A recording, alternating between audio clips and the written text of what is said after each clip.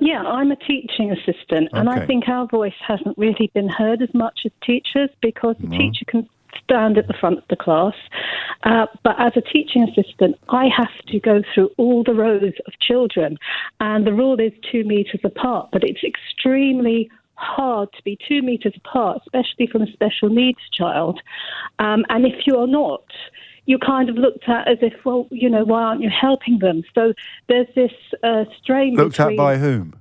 Well, the teachers, really. Not all teachers, not all, but some, as if, or your manager, well, why didn't you help her? Why didn't you complete that? Well, it was really hard to if it's 2 metres away, so there's pressure to be nearer. So the presumption is that you'll ignore the 2 metre rule because of the demands of the job. Well, yes, exactly. And as for bubbles, it's a nonsense, because actually I'm in about 7 bubbles.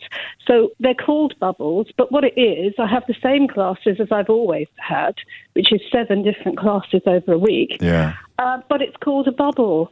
And if someone's away, I have to, I have to step in for them. I don't want to embarrass you, but have you? So please choose whether or not you want to answer any of the questions I ask you. No problem if you don't. But have you raised these points with your manager, with your head teacher?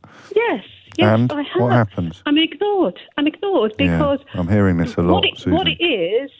What it is, they don't want to spend the money getting extra staff, and that's what they need. And in order to do that, they'd have to get agency staff, which cost a lot, and they don't want to do it because of the budget and the cuts. No, of and course. So well, they haven't got the money, to be fair. They haven't got the money to do it, so it's just a loop. It keeps going round. But I can tell you, all my colleagues just don't want to be at school. Everyone is scared. You would be, because there's no social distancing in the classrooms. It's impossible.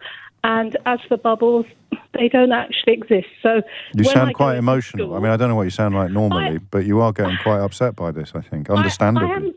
I am very upset because, it's my life and it's my family. And, I'm in the older age group, so I'm even more vulnerable. And I'm overweight, so I'm vulnerable again. Oh. So I know it's not as bad as a lot of people, but it's very, very concerning.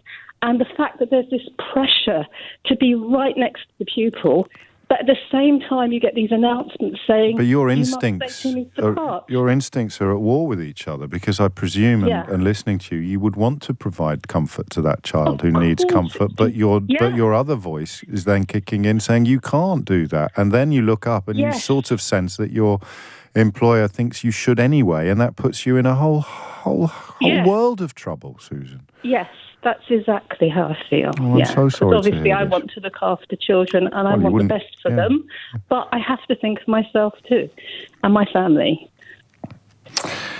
I wish you well. I wish I could do more, except promise you this platform is here whenever you need it.